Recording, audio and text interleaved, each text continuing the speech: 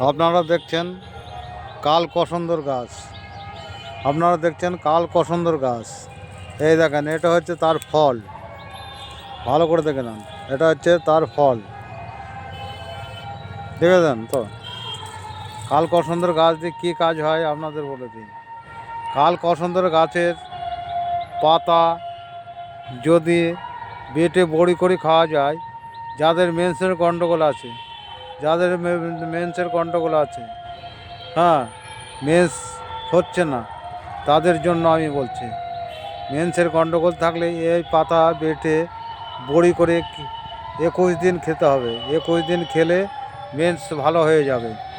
আপনারা দেখছেন এই গাছের এই ফুল দেখেন, কাল কসন্দর গাছের ফুল। এই দেখেন, আমি বলছি ওয়াজেদ শাহ কবিরাজ, ওয়াজেদ শাহ কবিরাজ। যদি আপনাদের রোগের কোনো সমাধান না হয়, আমার কাছে আসবেন, যে কোনো রোগ আমার কাছে ভালো হবে এবং আমি ভালো করে দিতে পারবো।